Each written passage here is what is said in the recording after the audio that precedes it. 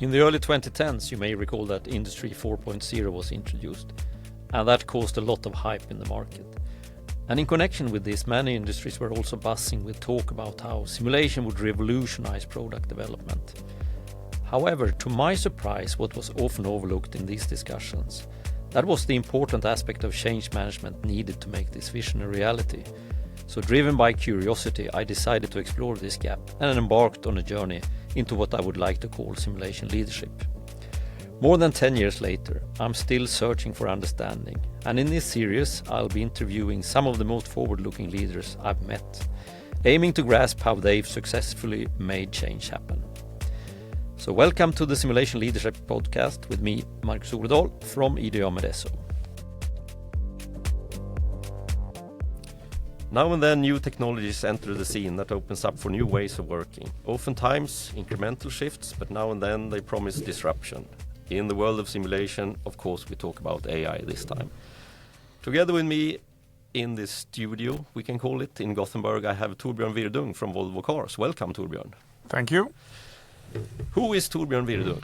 Who am I? I work as a technical leader within CFD at Volvo Cars, so computational fluid dynamics. And in my role, I try to make sure and understand that we are using the right technology and that we are effective enough and that we are using the correct models and automation and everything surrounding CFD simulations. Really make sure that we are staying on top on that topic. So how come you told me you started to look into AI very early. When was that? It was roughly in 2019. It was before the pandemic, but I can't not remember exactly when. We started looking into this, and there were quite few players on the market and that offered anything within this technology. And, that didn't go forward for various reasons. So, I mean, at that time, what was the let's say, the enterprise vision or the problem that drove your company to start evaluating simulation-based AI technologies? I mean, what we are struggling with when it comes to simulations in the automotive industry is often very long simulation times and very complex geometry. Of course, we want to be able to do things faster and also making sometimes more, I wouldn't say low fidelity simulations, but in some way understanding if we have 5 concepts of a car or a part of something, we want to make sure that we focus on the correct ones, and that perhaps we could be able to do with simpler technologies. That's maybe not the right word, but not 24 hours on many cores or GPUs. I understand what you mean. What could be then the, let's say, early reason why you got traction internally? I mean, everything boils down that we want to make things faster. Time costs money, and we want to make sure that we can sort of specifically in early development phases that we focus on the right things, that we are not spending time of something that we sort of in our head know might not be a feasible solution in the end. Mm-hmm. So how did you communicate internally to get buy-in from stakeholders, and how did you present the potential of AI?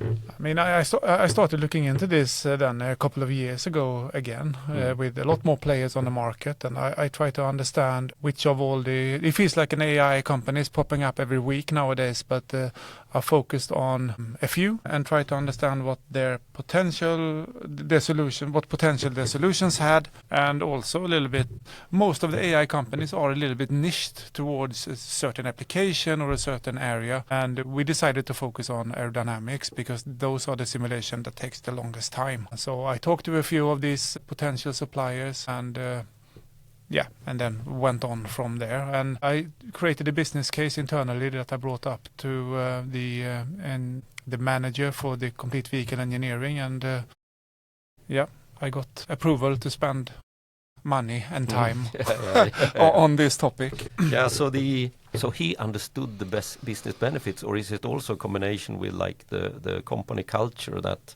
you are open for entering new areas? Yeah, I think we are a quite small car company if you compare it to the big ones, and we have to be very open to new technologies and new ways of working to survive in some sense, to create products that we can sell. And we have a culture at Volvo where we are open to investigating new things. But of course, one has to show that there is a potential, of course. It's not skunk works.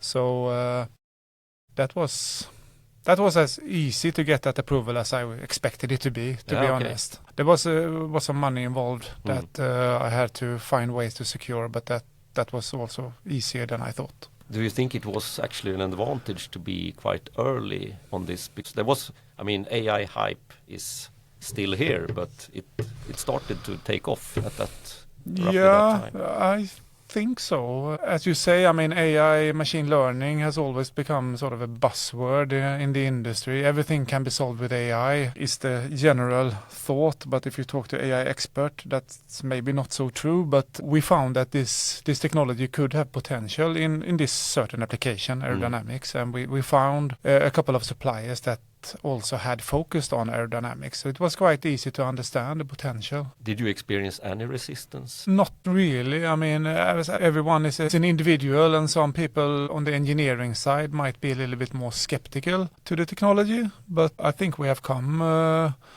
quite long way now in this process. So we have sort of maybe convinced these persons that there is a potential, but we still have to understand what the potential is. I hear now and then that some people say that, hey, simulation will be replaced by AI in a couple of years. But the way I know engineering processes, that's not really how it works. What's your thoughts? No, I don't see that either. I'm 50 now, and I don't see that happening until before I retire, at least. But we see AI technology as a complement to high-fidelity simulations. Of course, as time passes, we might get a more and more detailed surrogate model for the car, of course, but there are still some difficulties predicting small changes. So we see this more as a tool to evaluate different concepts, and when we are in the development process of making larger changes, which is basically very early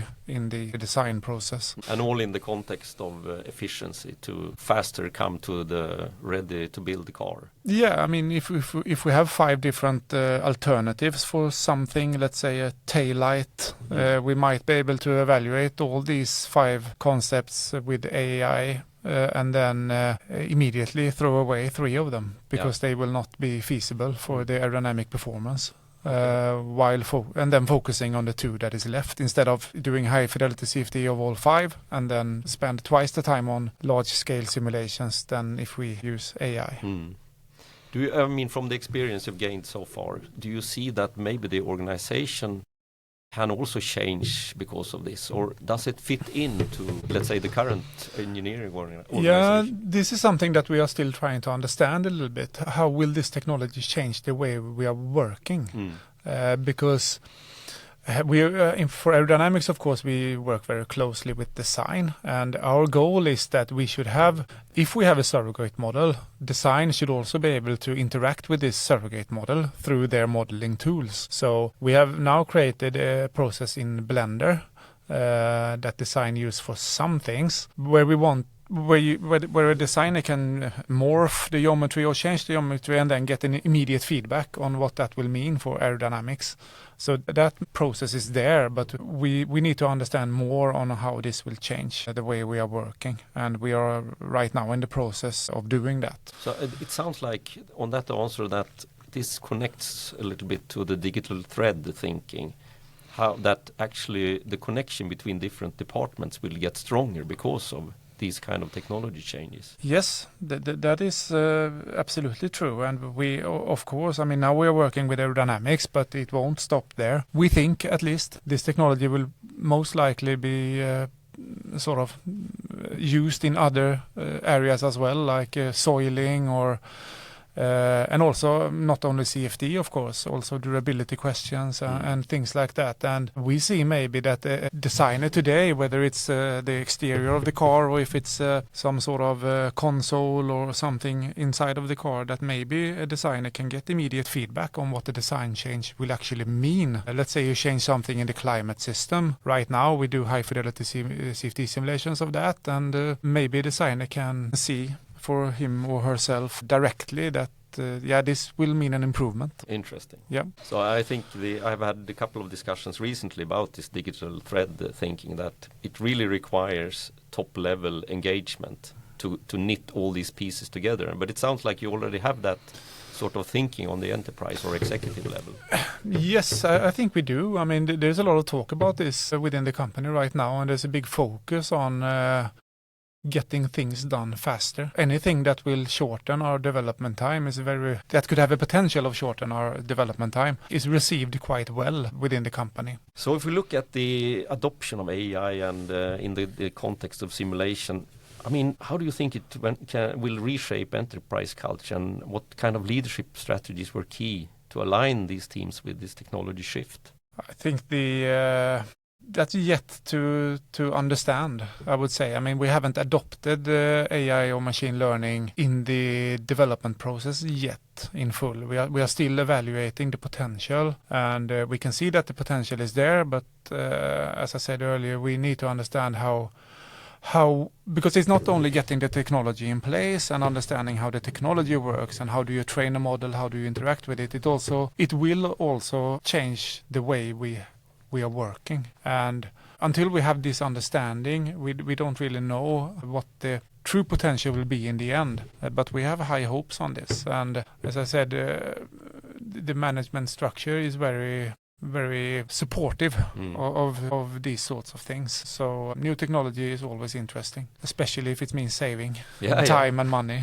Isn't that the real key here, that if you don't achieve that, there is no reason to continue? I mean, I should say as well that with this AI project for aerodynamics, we don't know whether this will actually mean, I mean, because we can change our development time for aerodynamics, but there are so many other things that of course defines the time it takes to develop a car. But we can at least know for sure that if we are not shortening our development time, we can be fairly sure that we will have a better product in the end, because we can focus on the right product earlier, the right base design earlier in the development process. How is the whole car industry is going through some hard times at the moment? How important do you think these kind of adoptions will be in the near future? I think it's super important, because for a car company, a lot of the cost for development is the time it takes for development. And of course, if you can get a new model on the market 1 year earlier, it will mean 1 year of cost that will be removed from that development cost. So I think to save money, you need to save time. And this AI machine learning is absolutely a technology that could help doing so. So time to market is really key here. Time to market is key. Yeah. So what other enterprise level benefits are you expecting from AI in the simulation context? I'm not really sure. I haven't thought of that so much yet, since we have only been working within one attribute at the moment, so far, aerodynamics. But there has been a tremendous interest of this project within Volvo Cars. Other areas want to know how it's going and what's happening and how are you working and what is the potential and so on. So I think that this is the pilot project, but I'm pretty sure that within 1 year we will see this technology in other areas as well, not only for CA simulations, but also for maybe manufacturing and design of different applications. I mean, you are in the happy role to screen the market for new technologies that arise and see the potential and so on. Have you dedicated people already to AI? Yes, we have. Of course, we have an AI department at Volvo that only works with AI. And we were sort of considering whether we should develop an in-house tool for this, but that would take longer time than we wanted to wait, really. So we have partnered up with a supplier of a sort of a workflow and a package to do this stuff. To be able to do this evaluation effectively, we have one person assigned to spend full time on this for 1 year. We got approval to that when we got approval to look into this technology. So that was 1 year ago. half a year ago. Yeah. Half a year ago. So we plan to sort of finish it. We need to understand more. This is a quite complicated topic, it turned out. So we decided that we need 1 more year to further evaluate this, focusing on one of the suppliers and one of the technologies that are out there. Now, when you have a couple of years experience from this, has the, let's say, communication internally around AI changed in any way from the initial phases until now, when you actually spent time and resources on it? Yes, I think so. I mean, one could compare it a little bit to CFD. So when CFD was started to be used at Volvo Cars in the mid-90s, it was done by the IT department because it involved computers, and it was not used in production. Of course, this was more like a fun thing to look at and evaluate. But now CFD is an essential part of our development process, and I think that AI has sort of maybe gone in the same direction. Like when I started looking into this 2019, nobody was really thinking about this sort of stuff. Now we have weekly meetings and we have monthly meetings and where we attract a lot of people to brainstorm and show what is being done right now in the aerodynamics project and so on. So I think it has really created a sort of an understanding within the company that this is a technology that we can't afford to neglect. So I think returning to one of the previous questions, these meetings you have, are they now becoming more and more cross-functional, bringing in people from design and concept? Yes. So we have one weekly meeting just for this project, where we also there are people from other attributes within CFD participating, but we also have a monthly meeting where people from design and people from other CAE attributes or areas like safety and durability and these things attend, because they want to understand the technology and see what can be done. And of course, I mean, the technology itself is maybe more suitable for some specific CAE areas, if we talk 3D large scale CAE, but you have to start somewhere. You're not only working on a pilot project, but it's also a pilot for the company, how to adopt AI for simulation connections. Yes. So double task. Yes, and but it's fun. Yeah. Now, if we break it down, I mean, we have talked about it a little bit already, but if we break it down to short-term and long-term benefits and perspective, what do you see in the shorter term now, in the next year or something? Yeah, I mean, short term we can see AI or technology or machine learning as a complement to what we are doing today, and we don't see it as a replacement in any way. We see it as a tool, a technology that can help us make the right decisions instead of doing large-scale simulations. But of course, I mean, as time passes, we will keep on updating the surrogate model with the simulations that we do, and over time, this model will become more and more capable of predicting smaller changes, maybe. So I could see maybe in 8 to 10 years, I think, the way that we work will have changed quite a lot. I hope. Yeah. But we are also quite early in this process. We don't know yet, but it will be very interesting. I fully agree. I mean, I'm really looking forward to follow this journey and see what happens. Yeah. Now, with all this experience gained, I mean, what advice would you give to other leaders in the different industries? How to get started and what to expect and how to communicate and so on? Yeah, I would say, first of all, I think everybody needs to realize that it's not a technology that you can just neglect. But with that, I'm also not saying that the technology is for everyone or for every type of simulation or every company. But I think that my advice would be that leaders sit down and talk to different suppliers and read up on what capabilities there are, and then try to understand what would this mean for my company in terms of development times and I mean, at Volvo Cars we do a tremendous amount of simulations every day, and it's a large company with a lot to do within this area. Other companies might not be as simulation heavy, but still I think it could be a useful technology for most, and also try to secure some sort of approval and interest on a management level. And if you find that it could have an impact on your development times, talk to managers, present the technology internally, and try to get some buy-in that this is a technology we should spend time on. But it's also not a technology that I think can be looked into like on the side. You need to dig into this technology and understand the potential thoroughly, and not spend a couple of hours a week on this. Set aside time, and then if you think that this technology could have a positive impact, which I think it would for most, then secure time to do a further, more extensive evaluation, perhaps together with a software supplier in the area, I would say. And then, like we did, we made a proof of concept for 1 year together with 2 different suppliers, and then we decided to partner up for one and then spend another year evaluating further. This is not something that can be done in a couple of months, at least not for us.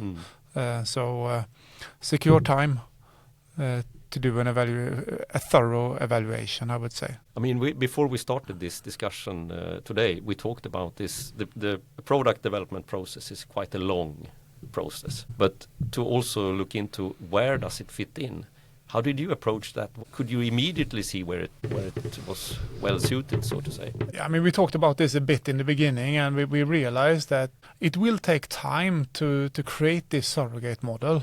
And if you have 50 simulations that you use for training, you will probably only be capable of predicting larger changes in the geometry or in the boundary conditions, not in the boundary conditions, but in the geometry, say. And so we realized that large changes like that occur in the car development program quite early in the process, of course, when we are evaluating different concepts of, let's say we are working on a new car, we get a lot of different shapes and styles from design that we need to understand the aerodynamic performance for. And we also do a lot of changes to those ourselves. And for us it was quite easy, because the longer in a car project you come, the smaller the changes are to the exterior geometry. It's so expensive to change something big late. Yeah. So and that is something that we try to avoid with this technology as well, of course, that we will not have to do any changes late, because we are focusing on the right concept earlier. So I mean, this has been a buzzword in the simulation world for 30 years. Upfront simulations. Really do a lot of simulations early, and then you will save time downstream. But now we're sort of there. Now we can do it because of these new technologies that with GPUs and with AI. Yeah, I mean, AI certainly helps. We have been able to do it before as well, but I mean, like regular CFD, 30 hours on a couple of thousand cores.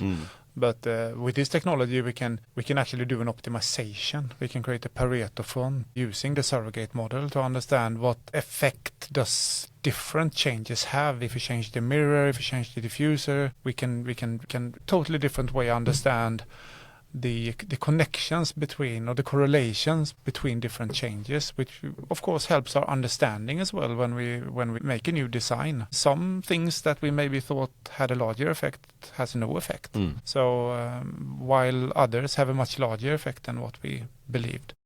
But of course these predictions becomes better and better as time passes, when the surrogate model actually becomes better. But this is absolutely something that we are looking into today, and we can see that we have a technology now that we can say that we need we need a numerical value to be within a certain range, and then we will get a full map of all the other things on the car, in what range do they need to be to fulfill this requirement. And that is super, super helpful. I was amazed when I saw this the first time, actually. A couple of years back, I had a discussion with the VP of concept development at one of the large Nordic companies, and he said the challenge with concept development is that it very easily turns into product development too early. So maybe what's happening now is that we can actually spend enough time on the concept level, so that, not time, but the right amount of resources, so that what you hand over to product development is actually something that is really a good start. Yes, that is exactly what we are hoping for.